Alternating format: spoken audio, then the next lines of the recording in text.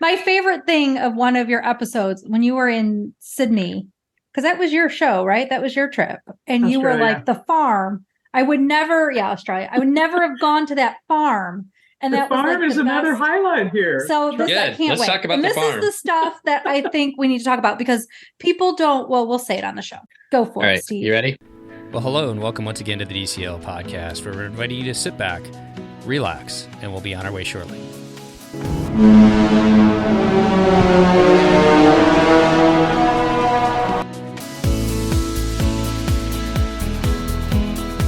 Well, welcome back to the DCL podcast, your podcast to help you cruise a little smarter. And although sometimes we don't cruise, do we, Christy? We don't always cruise. Unfortunately, you and I, we've only cruised, but that's soon to change, isn't it? I mean, in terms of a Disney product, yes, but we've done things that are not just cruises, you and I on vacation. This is true. But you've got your first Adventures by Disney booked, although it is a cruise, I guess. It is not my first booked, but it is the first one that, darn it, I'm going on. Yeah, fingers crossed on that. And we're going to go to Costa Rica in the spring for spring break. But today we are not talking about that. We are going to head back to Europe because it's summer and we just talk about Europe in summer, which I absolutely love. And we talk about Alaska. And to do that, welcome back to the show, all the way out into what has become one of my favorite layovers now, the great state of Kentucky down there. Welcome back, Donna. Hello, guys. Nice to have you back. I love Covington, Kentucky, by the way. So many cool places to go out and eat and some great little brew pubs too. And I feel like every time you're on, though, I always think you're from Ohio. Why? Oh, because Cincinnati Airport is actually in Kentucky, but people think of Cincinnati Airport as being in Ohio. Look at a little knowledge. And maybe then It's not so bad that I think you're from Ohio every single time. Because I was going to be like, she's from Ohio. Well, it's a Cincinnati suburb. It takes me 25 minutes to get downtown to the river and to great places like Hofbrau House and the Riverwalk area, so it's just nice places to go down there. So it's a great city, and I've really enjoyed exploring Covington and the town or the city of Cincinnati as well. I'd never been there until about 2 years ago, and just had a great time doing it. And one of these times I'm gonna have to hook up with you down there when it works out. We can maybe meet up for a beverage. Sounds good. But today we are going to talk about your guys' latest trip, which happened to be over in Europe. You are not a stranger to Adventures by Disney. We're going to talk about Adventures by Disney. But before we do that and talk about where you went, could you give us a little bit of your Disney cruising background and where you've been with Adventures by Disney before, Donna, for those who haven't heard you before? I've 19 Disney cruises. I've now done, I think, 3 celebrity cruises. I've done 6 Adventures by Disney myself. And most of them, I've had my whole family with me. So first Adventures by Disney was when my youngest was, I believe he was 5 years old, and my oldest was 7 or 8 years old. And that was the kind of a starter trip. It was the Southwest Arizona and Utah trip. And that was a great one. It was a nice outdoor one. Good trip for boys. The next one, I believe, I'm trying to remember the order, the 12-night Mediterranean add-on cruise. It was a cruise it was an embedded one in the cruise itself. Then we did, just my husband and I did the Danube River cruise with Adventures by Disney on AMA Waterways. I think I'm missing one. Oh, then we did Australia. Yeah, Australia was a family cruise, actually before the one I just mentioned, the Danube River cruise. And that was great fun. That was great introduction to that continent and country. The one after that, last summer, I took my youngest, who was 13 at the time, to Egypt. Just the two of us went together, and that was awesome. So, and then now this is number 6 for me. That's awesome. Goals, Donna, goals, right, Steve? Yeah, definitely. And before we talk about this one, what makes Adventures by what's the value that you see in Adventures by Disney, Donna, that you've experienced for you and your family? You get family time. And the kids have someone to hang around other than just the adults. Because after 12 days, with family vacation, people get a little antsy and want to see other faces other than their parents. So the kids get to go together. I'm trying to think, some of the things, I guess, is just the unique experiences that you just can't book with you can't book them on your own. Like when we went to Bergen the first day, we could take a Segway tour on our own, or when we went to Oslo, we could do a bicycling tour on our own. But you can't get some of the places just like the Udredal Stave Church, where they embedded it within a rib boat ride, and getting us, a private dinner or lunch at some place, or going to someone's private farm out in Norway and seeing how they work the farm. Those are the kinds of things that, to me, make it worthwhile. The other thing is when things go a little bit sideways, like on our travel day toward the very end of the trip. Storm Hans started coming through Norway, and with 12 hours notice, our train ride from Ota back down to Oslo got canceled. And our adventure guides basically got on the phone and made other arrangements, found us lunch, found us transportation, and got us there, and we didn't miss a beat. Somebody else gets to work out the minutia. What is it with these H storms? Hillary down in Southern California this week, and Han over there in Norway. It was these H storms. Well, I don't know. Hans is kind of a Frozen theme there. I know. You can't get the connection there. So, that was kind of a little extra bonus while we were there. They did run with that. Definitely thought that. I'm sorry, Christy. I cut you off. You had a better point to make than my cheap humor. Oh God. We record so much this week too, Steve. I don't know. This is a lot of Steve humor, and it's only just begun. So I wanted to point out for the listeners, especially for ones that may not have heard, Adventures by Disney is Disney's guided tour product. So it is, Mickey Mouse will not be on your tour unless it's like on the sign. It is the most extreme level of Disney service. Your guides are with you throughout your trip. So they'll have local guides, but they'll also have 2 Disney employees that are also with you your entire trip. And fun fact, Disney is actually hiring guides. You could come and work as an adventure guide.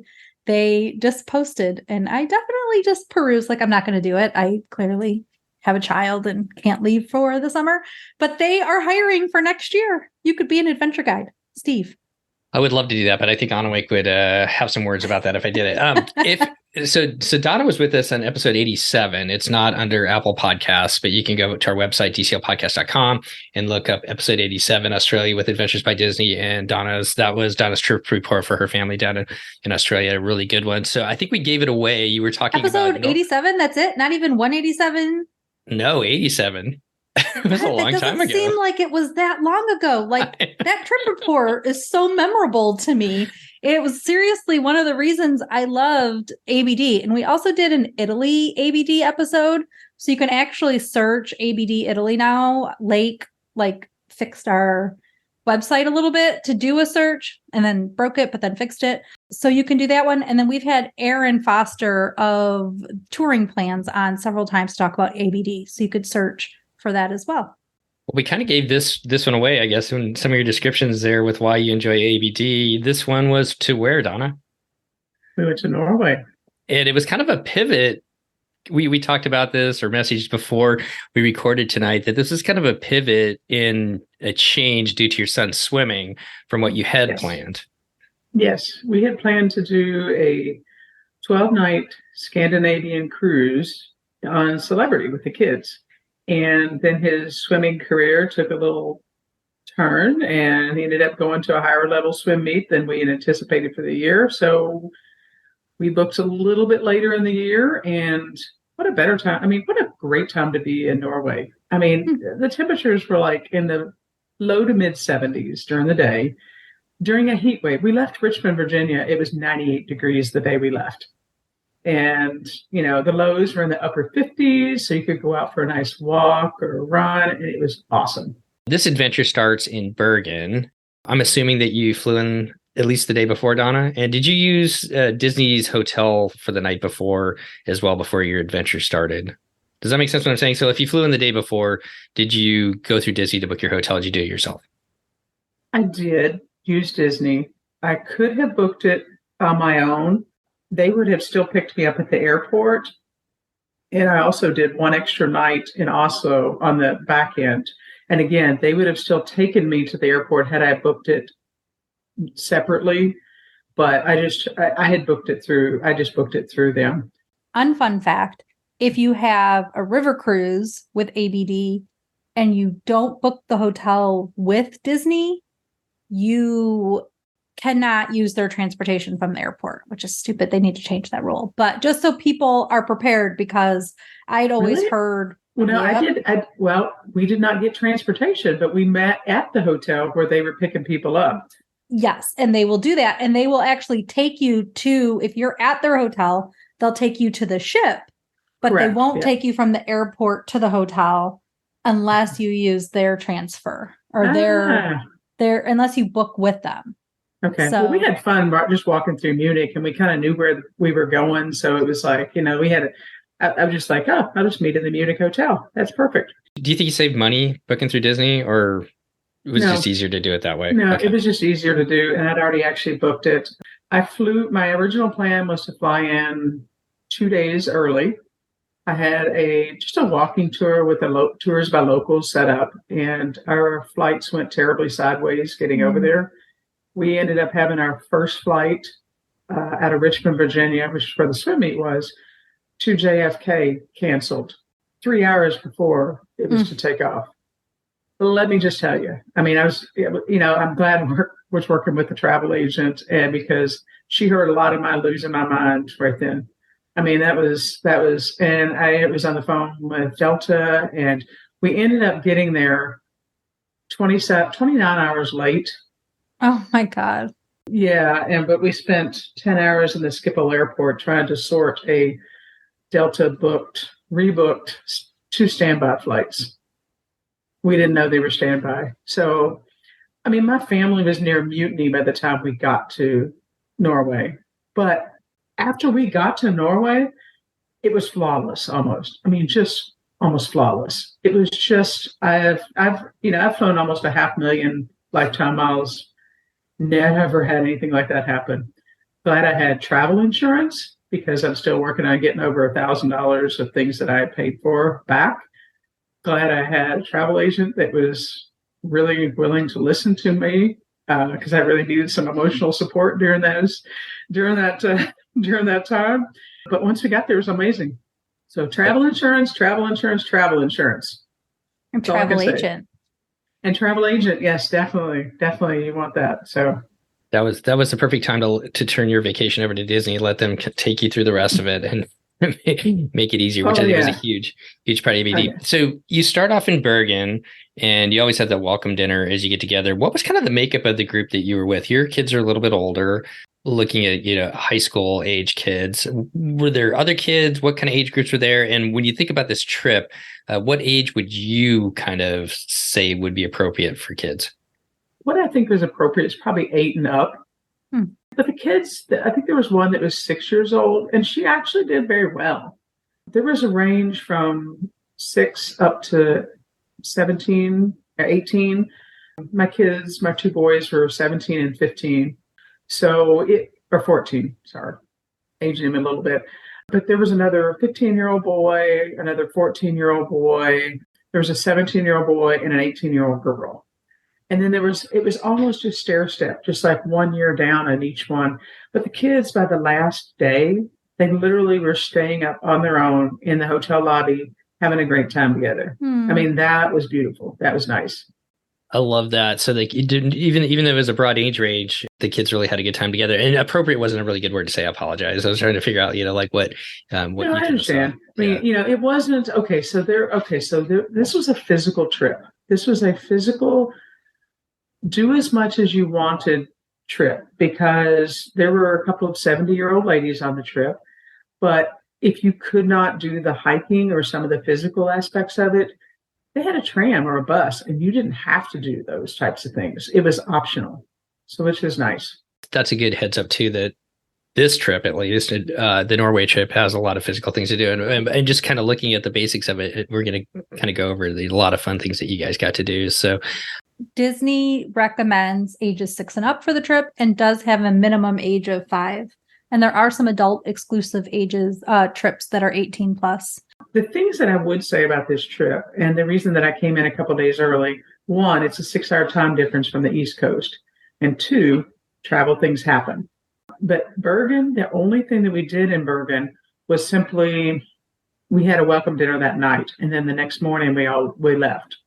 So if you wanted to do anything in Bergen or understand the city, which is great. It's got this UNESCO heritage site. When you see all along the waterfront, you see these like row houses that are old, like 1600s or 1800s.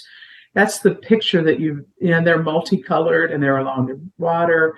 That's what you think of when you see that. So we did what's called a funicular, which basically it's like a gondola that takes you to the top of a mountain lookout over the city. And then there's a way that you can hike down it. You can go up and back, or we just took it up and then walked the 2 miles down through there was a playground. There were trolls in the woods. It was just fun for the kids. And it was it was a great thing. I mean, you would see locals running up and down this and you're like, wow, okay, they're good. And then later in the day, we had lunch. I had lunch at the fish market, which is down in the center of Bergen, right by the water.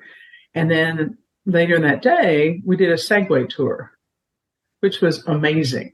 I mean, because I think you had to be 13 and had to be a certain weight, but the two boys could get on it. They showed you how to do it. And they were doing some pretty extensive training. They were like, you had to go through the cones and figure stuff out.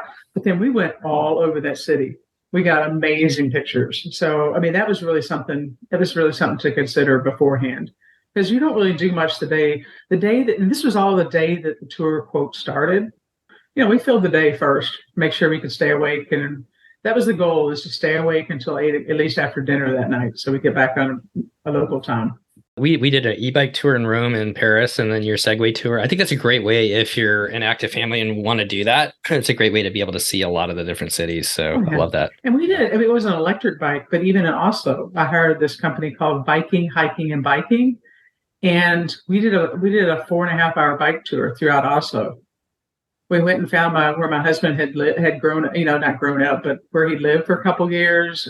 The Vigeland Park, where he and his buddies would play and go through, and we got to see the city that way, and that was amazing. That was a great way to see the city, and so I recommend that. You start the next day off. You have your welcome dinner in Bergen, which is an amazing city, and then from there you head over to Voss and Flom. Am I saying that right? Mm-hmm. Voss, yeah. Okay. And what did you guys do the second day then? How did that day kind of unfold?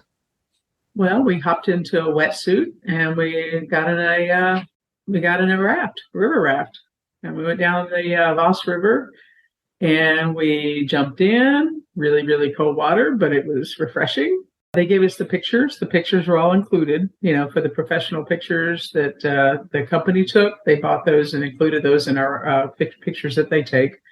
And then we went to a Viking village where they were doing bows and arrows. They got to throw an axe. They got to see how they make it's kind of like a living history museum.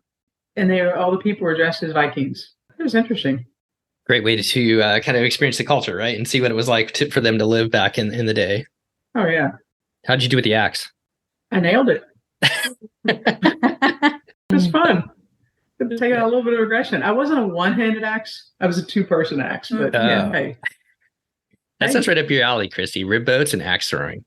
Mm-hmm. Mm-hmm. She's just going to smile. You're not going to play my games. Okay. So from there, from that village, where did you guys end up staying that night? From that point, we drove on to Flom, which actually ended up being probably my favorite town. When we got there, there were two great big cruise ships in port. And we kind of looked around and went, wow, what's going to happen here? This is going to be packed with people. But about 5, 6 o'clock at night, cruise ships pulled out, and it was wonderful. I mean, it was this peaceful, that normally the town has got like 700-800 people. And when the cruise ships come in, it can, get 6,000, 8,000 passengers just dumped into the town. Okay, so here we were going to have the next night, on our own. The afternoon was going to be an on our own night. So what they did on the bus is they airdropped us a list of things to do, and also and restaurants where you could choose to eat, and kind of how, if you needed to make reservations or if it was walk up only, kind of how that would go. So we knew what we could do, because it's not a big town. So you pretty much are not, you don't have a lot of choices, but they gave us all the information beforehand, which was amazing. And then each morning, I will tell you, each morning that they have a buffet at the hotel. So you don't ever have to worry about that. And it's got American type foods. They've got Norwegian charcuterie, lots of smoked salmon, pickled herring, different fishes that you didn't have to eat if you didn't want to, because they always had American type food too. But they had some really good cheese and just different options for breakfast every day. How did the dinners work? So I'm kind of watching, I'm going along through the Adventures by Disney website. So kind of going back to when you got to Flom, you had a barbecue dinner that night. How did the dinners work for you guys? Did you guys all eat as a family? Did the kids eat separately? Did it kind of change from night to night? How did that work for you guys when you're eating together with the whole group? Right. Well, okay. So the first night, everybody kind of sits by themselves. Everybody is very straight-laced, and nobody, you have to do your little welcome introductions, which is fine. And we were like in a ballroom, or not a ballroom, but a room at the hotel in Bergen. The next night in Flom, it was a beautiful evening. So we sat out on this outdoor patio, and they had a barbecue. So they just fixed a barbecue dinner. Some people were starting to kind of occasionally, mix and mingle a little bit, or they'd have a bigger table. But for the most part, the first couple nights we kind of sat with our families. But it was delicious. It was great. And then, but we were, keep in mind, night 2 and 3, 1 and 2, people are still jet lagged. So those are some earlier nights. And as the days went on, people were more awake at night and, chit chat and socialize a bit more. But yeah, that was the first night, the first couple nights. And then third day in Flom, it's when we got up bright and early and we put on our little minion suits. And I call those minion suits because they all look like yellow minions. They were rain suits, but they were also kind of warm. So they gave us, you could borrow hats, gloves. You had on ski goggles so that your eyes didn't water. But these were and they were also a flotation, had a flotation device. So it was some of it was safety, but some of it just so you'd be comfortable. And I thought we were going to absolutely roast, but it was really comfortable. So that was great. And then what did you do with this outfit? We got in a rowboat, which is a rigid inflatable boat. And there were probably in the boats, there were, I would say, about 12 seats. And then we each had a guide. And our guide, actually, I couldn't believe it when I asked her, because Julia sounded American. And she's like, no, I'm from Flom. I was like, how do you sound American? She's like, well, we used to live at the top station for the Flom Railway. And I didn't really have a lot of kids and people around me. So I grew up watching American cartoons and Disney. So she has like a North Midwest accent. Oh my God, awesome. That is amazing. Yeah. And we have 2 guides. Each Adventures by Disney trip has 2 guides. So one was somebody who's been doing this for several decades. Her name is Tina.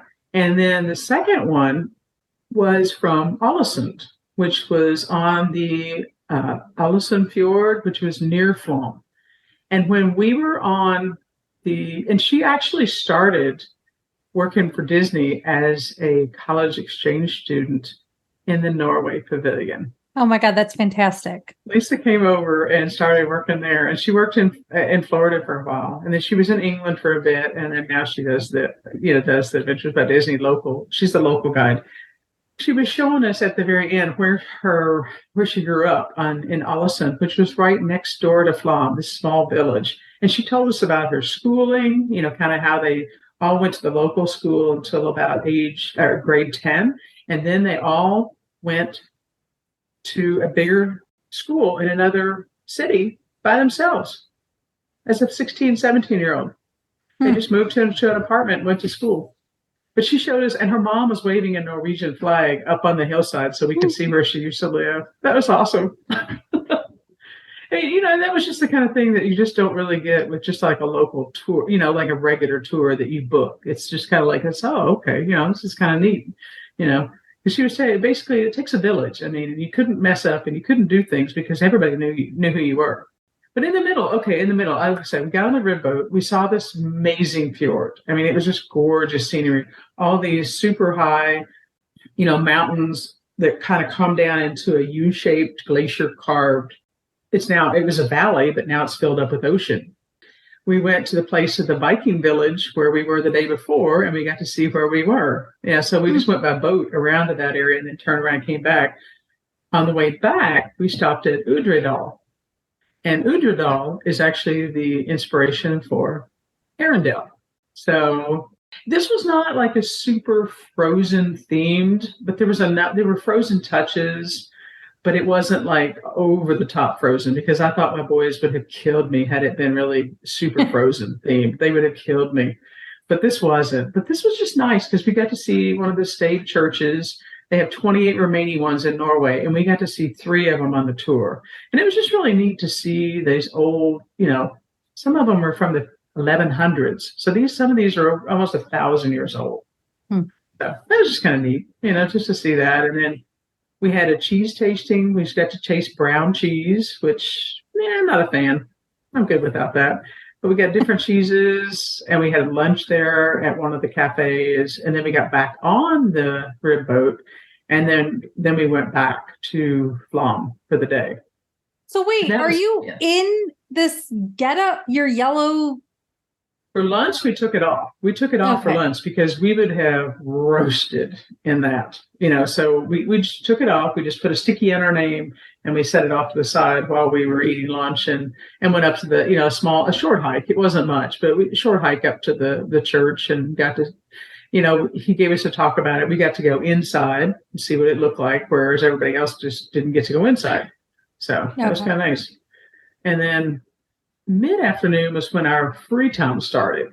So they gave us a list of things you could do. Like there was a waterfall hike. So if you wanted to go to a waterfall, it was like a 2 or 3 mile hike, which wasn't bad. It was mostly flat except for all the stairs, the 500 and some stairs that led up to the waterfall overlook. I did it, and it started raining when I was going up the steps. And by the time I got up to the top, it was pouring rain. Pouring rain. And it hadn't rained the whole time. So it was funny. It was just, once you get so wet, it just doesn't matter. Right. It's kind of humor. Right. So, yeah. And then it stopped raining, and then it didn't rain again. But that was the point where you can go up that Flom Railway, which is a real steep, I don't know if it's a cogwheel railway, but it's a very steep railway up in Flom. Or you could have gone for a bike ride or just checked out the city, gone shopping, things like that. But they gave us all the choices. And then we had some dinner, and then we had booked a sauna, Norwegian style. So we shared a sauna for an hour and a half with about 10 people. There were 4 of us, and about 12 total. But they were from different nationalities, and most of them were adults, but we got to talk. Did you book this ahead of time, or did you book it? I booked it that day because they told us, if you want to do it, make sure you book ahead of time because it will sell out. So we could have done a private one, just the 4 of us, or we could have done a shared one with 12 people. So I picked the shared one because I thought it'd be more interesting. You get to talk to people. So what it is, Norwegian style saunas, you jump into the fjord. It's 58 degrees. Are you wearing the little yellow suit again? No, you're in your bathing suit. No. And get into the hot sauna. And then you run back and forth. And the first time you jump into the fjord, it is like takes your breath away. I guess it's like when you're in a ski mountain resort and you play in the snow, and then you go in the hot tub, and then you play in the snow. Got it. Right. That was so much fun. Crazy lady. The kids actually climbed the ladder and jumped off the top of this sauna into the fjord. Of course they did. Of course they did. Yeah. So but we all got in. I must have gotten in and out like 8 or 10 times. It really felt good because, one of the South African guys was just talking, and when he'd say, it's getting kind of cool in here, and he'd hit the button and the shower would come down over all these heated rocks, and it would just steam the entire place, and it would get like 120, 130 degrees. And it would get so hot. So we'd all run out and get in the water and then come back in. How many people were in the sauna at once? Like how 12. big was it? Okay, 12. Well, I mean, it was probably like a 10 by 10 room, maybe a 10 by 8 room. So it wasn't huge, but it was big enough. I mean, and then you could go out but you could bring a couple of adult beverages if you could choose to.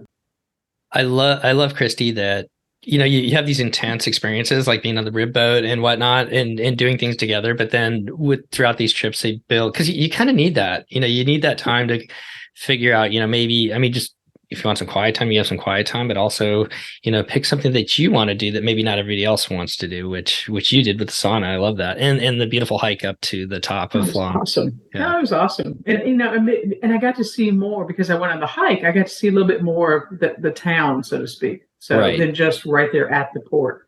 Right. But let me tell you, I mean, when those cruise ships leave and before they would come in the morning, these places were peaceful and just the best way to experience them. I mean, I know you said you had done a cruise before, Steve, but it is so nice to be on land at night or first thing in the morning. It's just wonderful. It really is. We kind of had that experience. The only thing I can relate to is we had that experience in Venice after the day. All the people come in there for the day, and we went out and had dinner, and we came out after that at night, and like everybody that had been there for the day had gone, and it was just like you almost had a place to yourself. It was so quiet and beautiful walking around. It wasn't completely empty, obviously, but it was really awesome. It was awesome. I mean, and Flom was probably my favorite, just because the geography of the place. It wasn't just. I mean, and don't get me wrong. I really did like Geiranger, but it was all hills. I mean, it was straight up and down hills in Geiranger once we got there. So before we get to Geiranger, just for those who don't know what a Stav church is, if you go to the Norway Pavilion, the church that is there in Norway is a replica of the Stav church, and they obviously have it in Frozen as well. I know they've got a couple different sceneries with a Stav type church, Stave, if you want to Google it. So let's get to Geiranger. This is a place that we got to go on our cruise. We weren't there as long as you were. What else did you get to do there, and what were some of your highlights? Yeah, well, in between, we actually got to see another stave church, the Borgund stave church. And this was on the way. We took a motor coach, so we kind of had a partial travel day.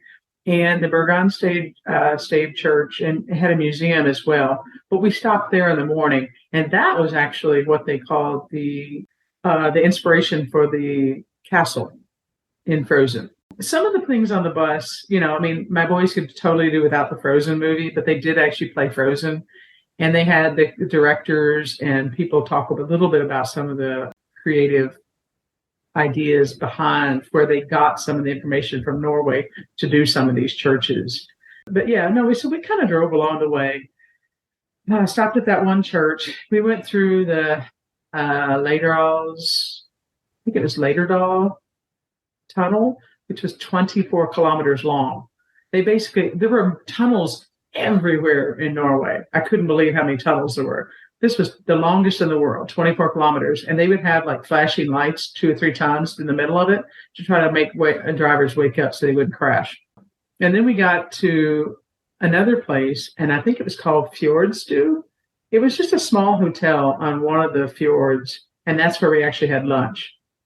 And it's just a gorgeous old hotel, and we just basically had some good lunch, and then we were kind of on our way after the lunch. But it broke it up.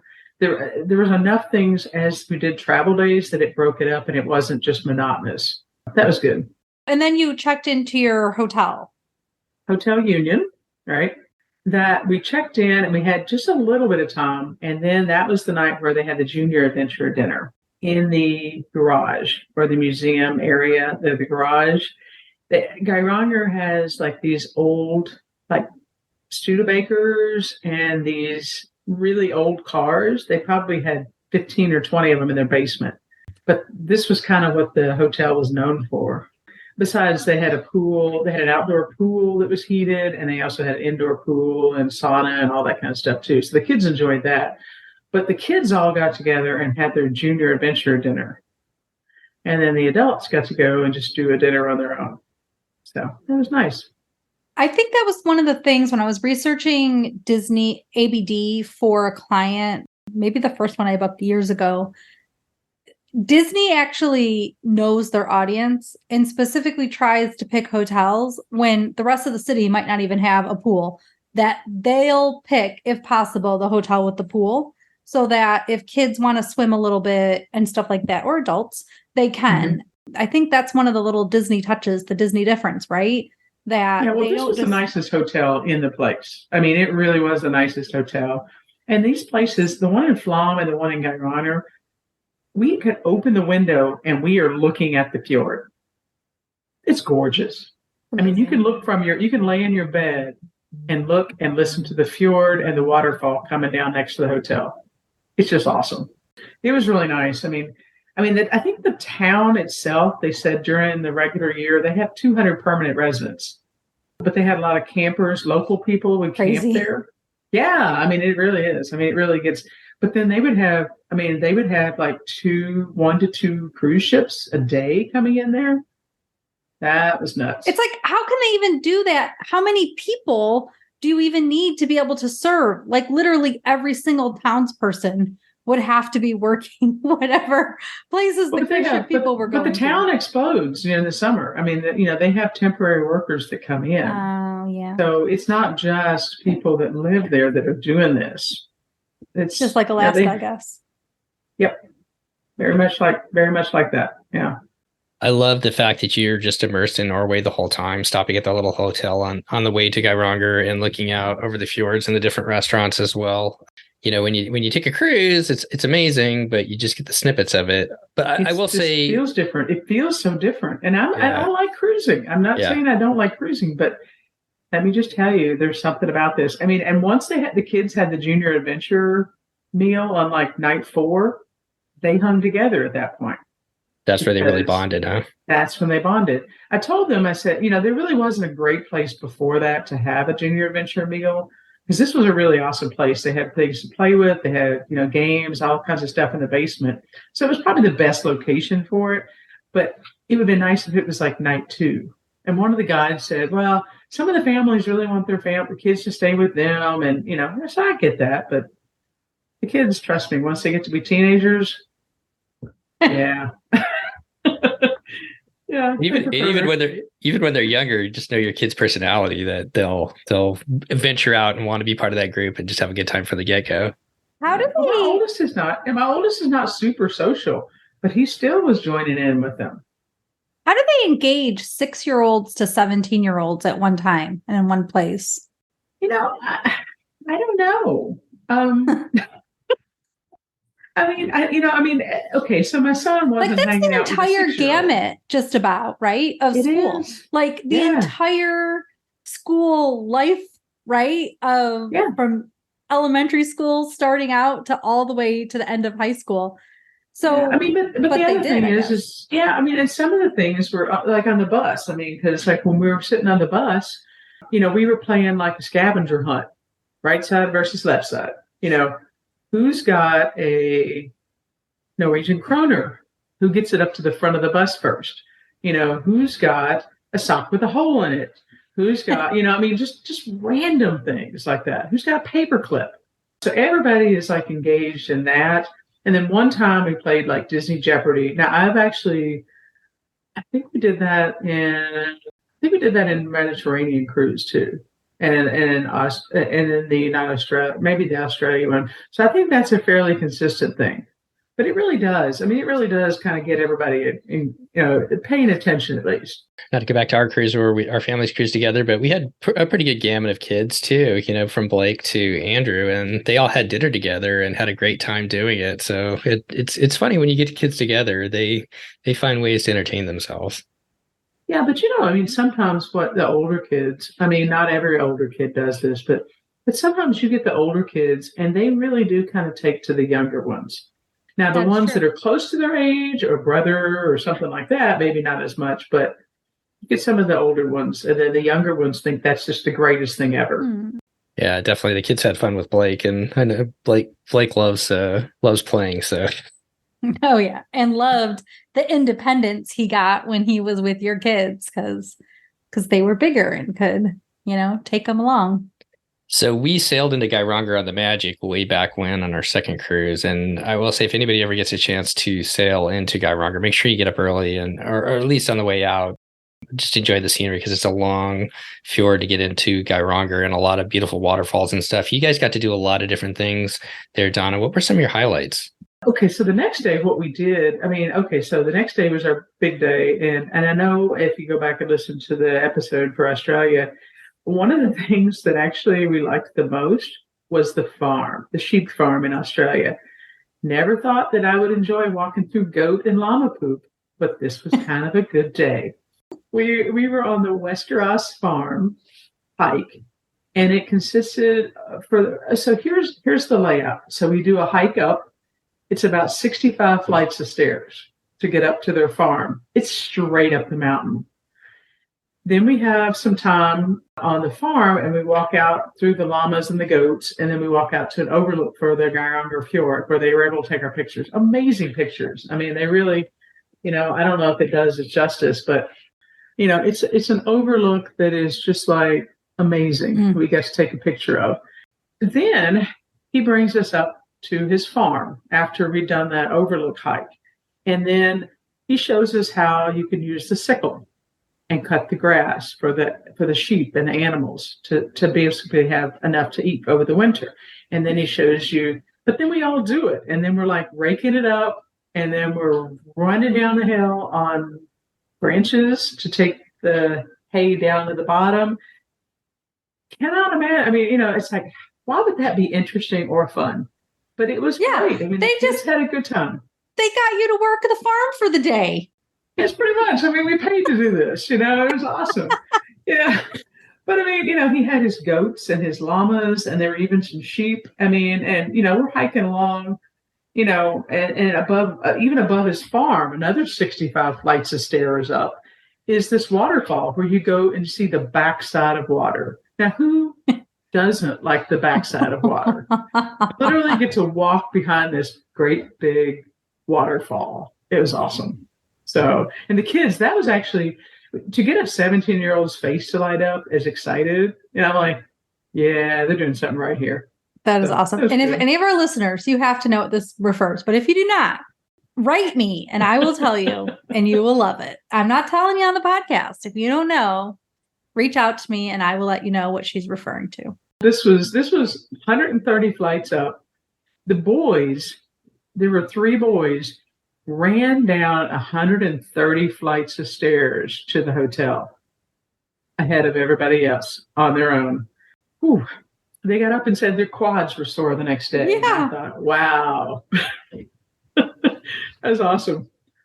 So it looks like the afternoon you have your own time in Geironga and then also dinner. What were some of the things that you could do there, Donna? And what did you guys do? Well, the second hike to the waterfall was actually part of the optional ones. So you didn't have to do the hikes, period. You could do the day on the farm. And there were several older people that just, they weren't capable of doing some of those hikes. How did they get up? Did they go up the 65 flights? Those 65 No, stairs? there's a small bus. Okay. There's a road to his farm. But if you look at the geography of where the Westeros farm is, it literally sits like behind and straight up the hill from the hotel. So there's an option for everybody. I love that so much. There's a road, so you can take the road and you can drive up. So that's kind of what they did. And that's where we had lunch too. So, we had meat soup and fish soup that day. It was really good. It was really good. I mean, and this is all locally sourced from their farm. They had, what was it, a traditional, I don't know how, romagrat. It's like a porridge or a sour cream pudding or something, but you put like raisins and butter. You are not selling it, Donna. It wasn't that great. It's kind of like brown cheese. It was okay because I ate the cinnamon and the brown sugar and the butter and the raisins off the top. It was just okay, but it was like a celebration thing. It's a Norwegian specialty. Some of the stuff I didn't understand, but when in Norway, you do what they do. I'm going to have to come and cook some of our old world recipes from our family for you, Christy, one of these days. So we'll have some lefse, some lutefisk. It'll be a great time. I mean, I have old country Ukrainian food my whole life, so I get it, but So when did you guys do that? Go ahead, Donna. Sorry. No, that night, we were kind of getting tired. My husband didn't do all the hikes. He did the first one after they told him that's probably the one you should skip. And he said, no, I don't want to do the rest of them. But we had time for dinner. I think we ended up, honestly, I think we ate at the hotel that night because we were both pretty tired. The kids went to the pool. They enjoyed that with one of their buddies. So they had that. That's what they did there. The next one, let me say that, because we did have to get up pretty early the next day because we went to Lowen Lake. And that's actually where I saw one of the cruise ships that we were along the fjord, along the way. I saw one of the cruise ships that we were going to be on before we switched to the land-based trip. And I thought, I win. I did this right. But yeah, I mean, Lowen Lake was just an awesome day. I mean, we went there and they divided our group of 36. There were 36 of us. So I'd say there were probably a dozen kids and then probably 24 adults. And the adults ranged from, probably young adult up to 70. So there was a wide range of people. And we met some really cool people too. But they divided us into two groups. The first group, you could go out net fishing or you could fish from the dock. I prefer to be on land, so I went for a hike. The other group went hiking out to the glacier. So, they got to see the biking. And then we switched halfway. We had lunch there at the cafe. So we were probably there for, I'd say 4 hours, 4 or 5 hours at the lake all day. The boys chose to just fish most of the day. I mean, they loved that. They thought that was great. It was beautiful scenery because these are glacier-fed lakes, which means they've got that glacier silt and salt that makes them this brilliant turquoise, blue-green color. Oh, just amazing. While we were at the cafe, there were probably 4 or 5 tour buses that came and went. They would each drop their passengers off for 45 minutes and let them, quote, look around. And I'm just like, that's such a... and it sounds like so hokey to spend the day fishing, biking, and hiking, but it was perfect. It was just it was a low stress day.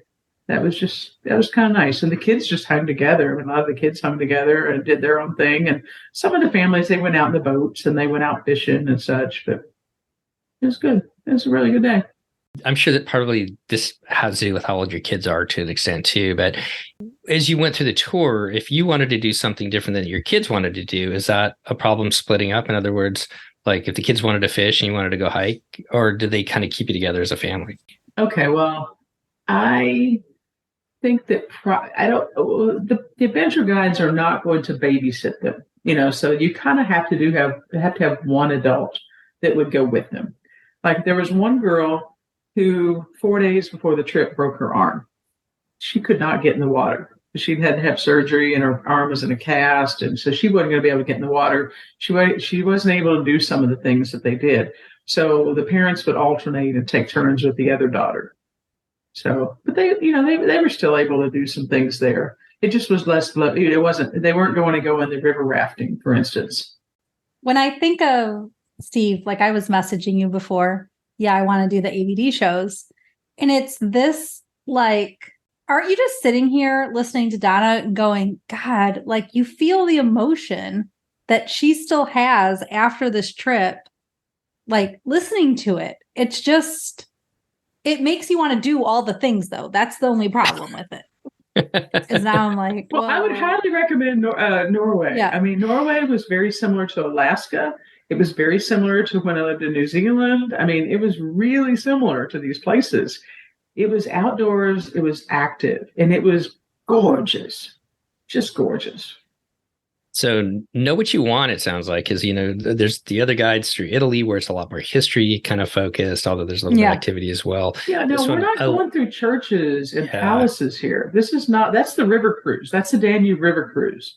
That's the adult cruise, that's more, that was the one I left my kids home for. But this kept the kids entertained and they actually did enjoy this.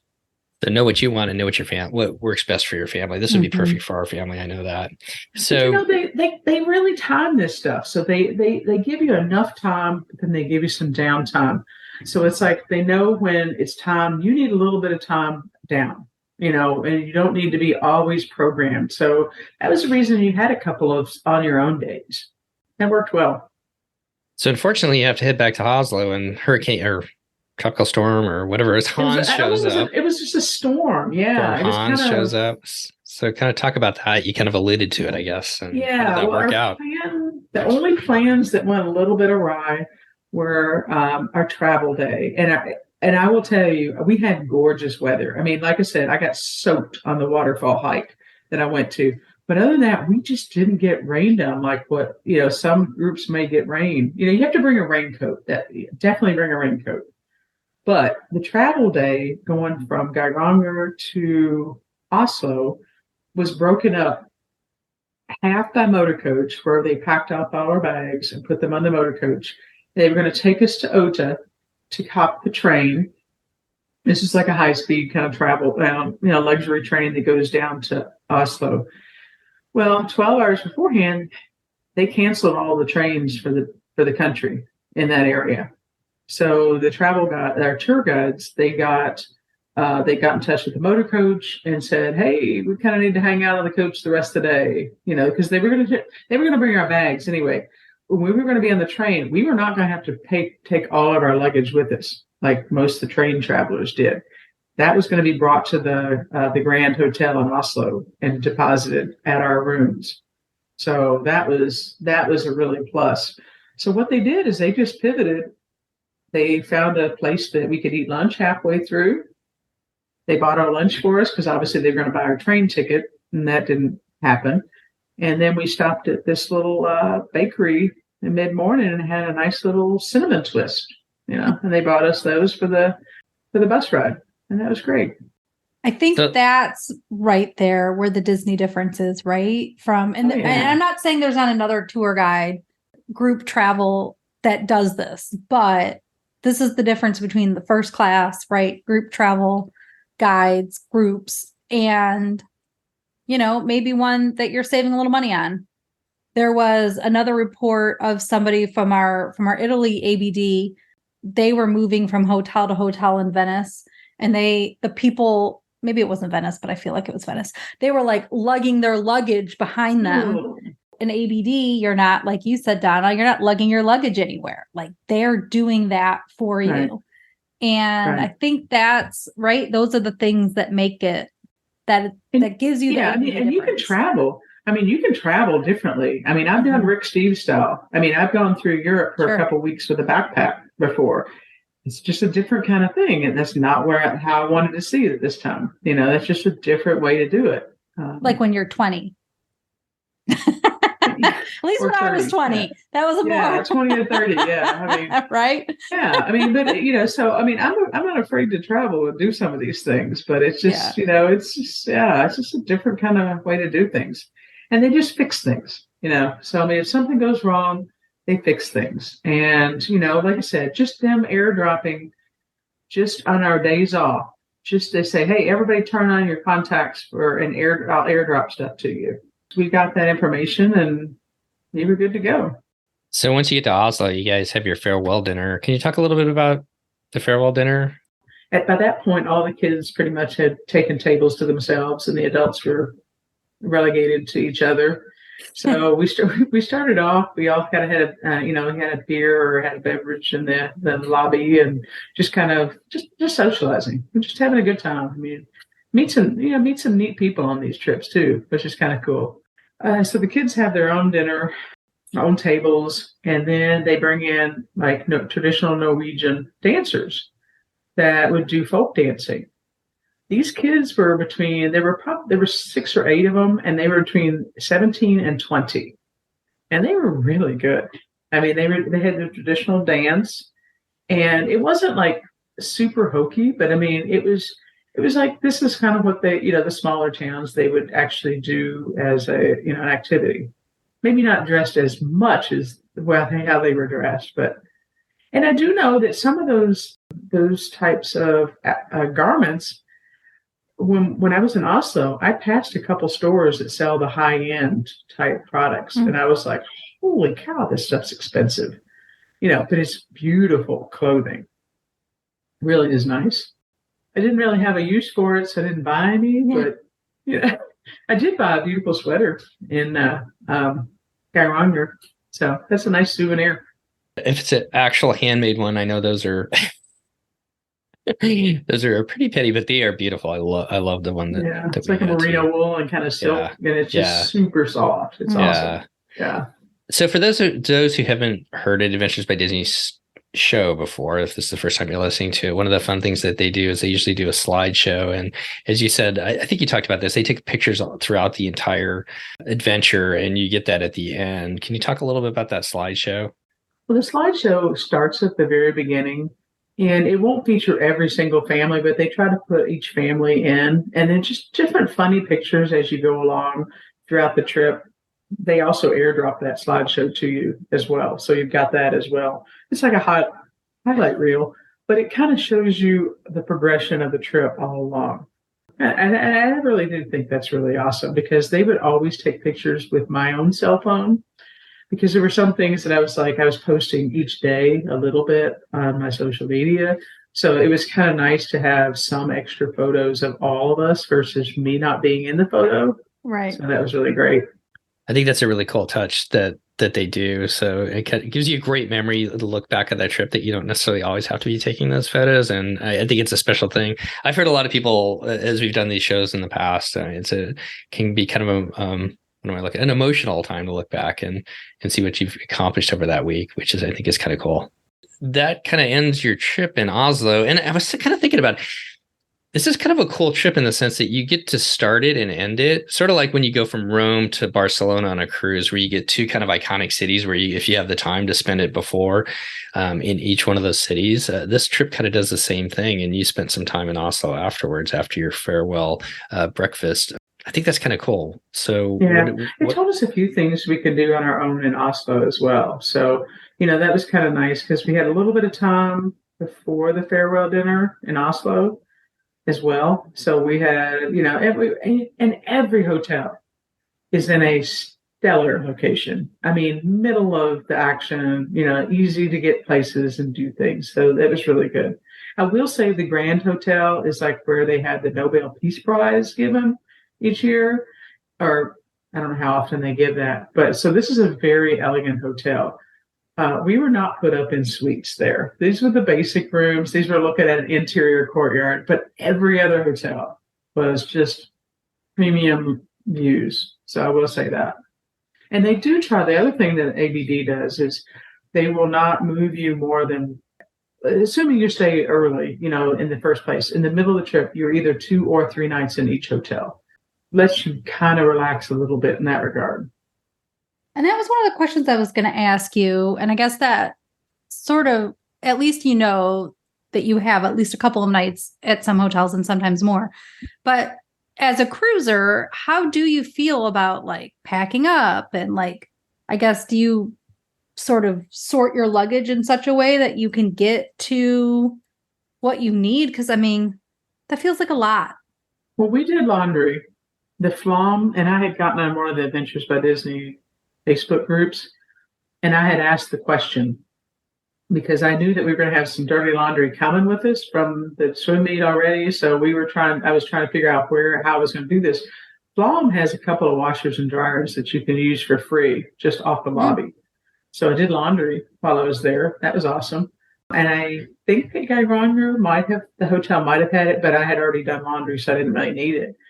I did a little bit different packing, and I'm really glad I did, because I lost my mind on the way over here with the travel fiascos. But I sorted my luggage like 2 and 2. Like I took one of my sons and mine, and we divided our clothes down in the middle in half and put half of my clothes in one suitcase, half in another suitcase, half of his clothes, half of his clothes. So if we lost a bag, which has been happening recently, I air tagged my bags, I sorted my bags, but then once we got to the tour, then we just had little travel cubes that I just put in everybody's luggage. And then that worked.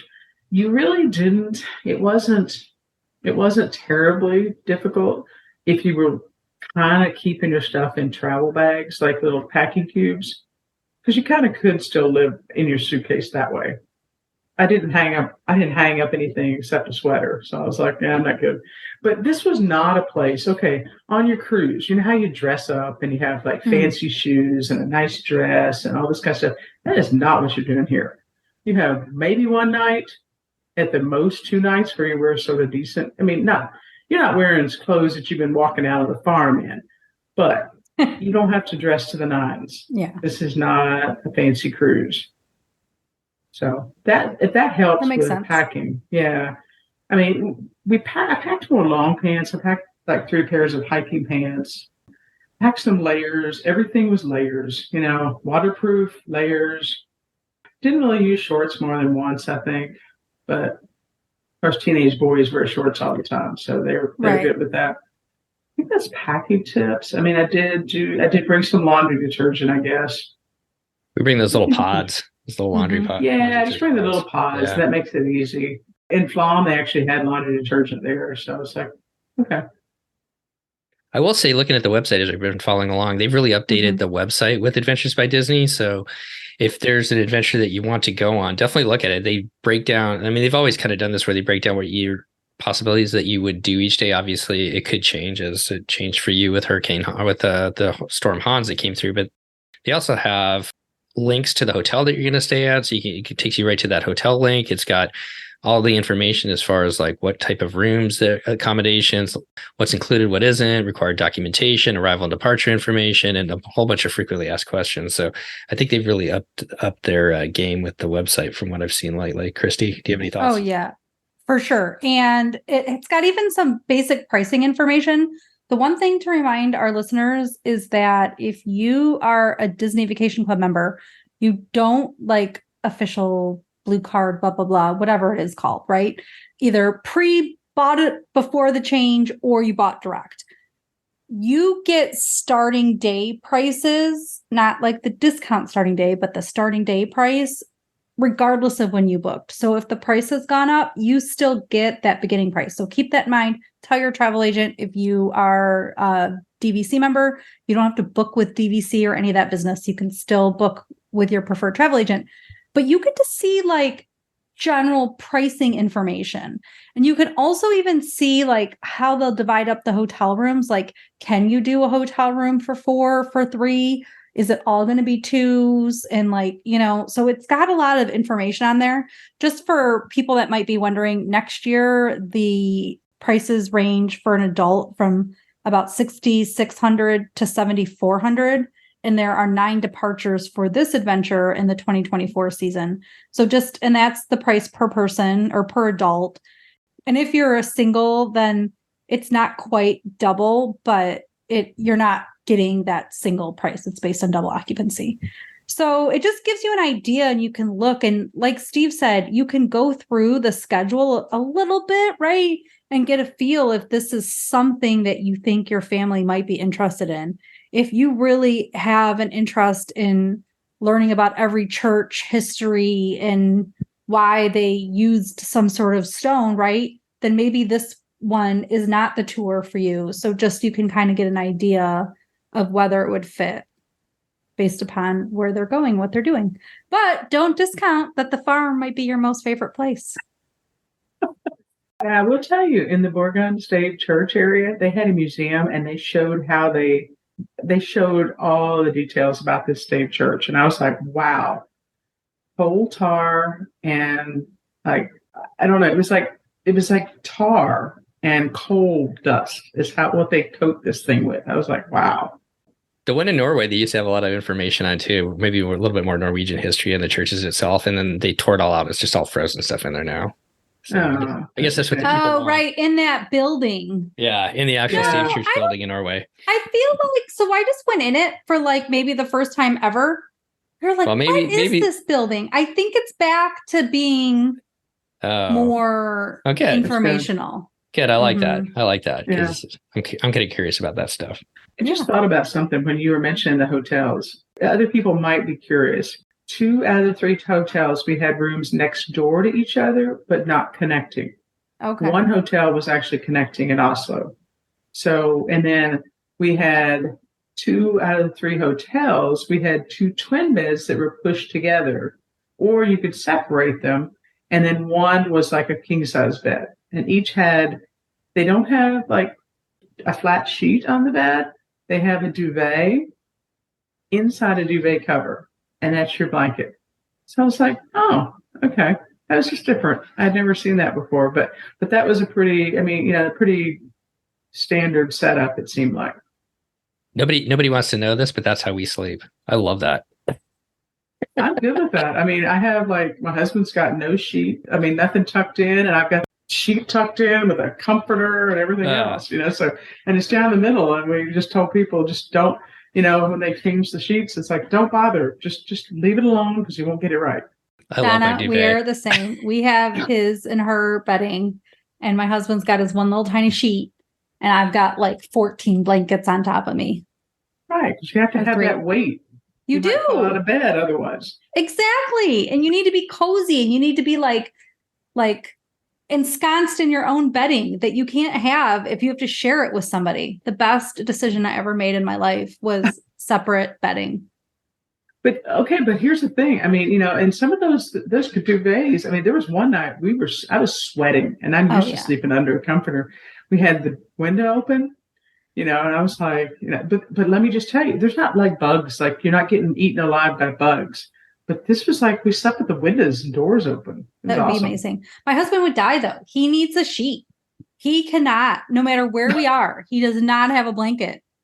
Like in the winter, if it's really cold, he has 2 sheets. Packing cube, Christy. Put a sheet in a packing cube. I think I'm going to have to remember that. Remind me, Steve, if we go to Norway, to bring him a sheet. Scandinavia. Well, Donna, what an amazing trip that you guys had. Anything else that we didn't talk about that you can think of? You brought up a lot of different tips for people and just thoughts along the way. They send you information beforehand. You get like a PDF. Oh, almost like you don't get a book anymore, so there's no paper navigator for this trip, but there's it's like I know. It's like an app that you put on your homepage, so you have the information. It tells you all the things to think about, your itinerary, kind of those details. After this adventure, I know that you are a family that doesn't sit still too long, and your son has been swimming like crazy, which I love being able to see all the updates that you put for that, and being kind of sort of a swim family ourselves. What's next for you guys? Where are you headed next? Well, because I had a non-refundable deposit, which I screwed up on, I'm taking a short 4-day cruise down in the Bahamas in October. It's on Celebrity, but I'm going to try the Aqua class with just my husband and I. So we're using up our deposit. We spent a grand total of like $250 for the cruise. So it was like after we had put the deposit down, I was like, I can't pass that up. What's Aqua Class for us? It's kind of like the Healthy Blue restaurant on Celebrity ships. It's not like a concierge level, but it's a step up from Veranda. Okay. And you have access to like the thermal spa and things like that. It's mostly the restaurant though. Just don't jump in the water. Just don't jump in the water from the cruise ship when you do.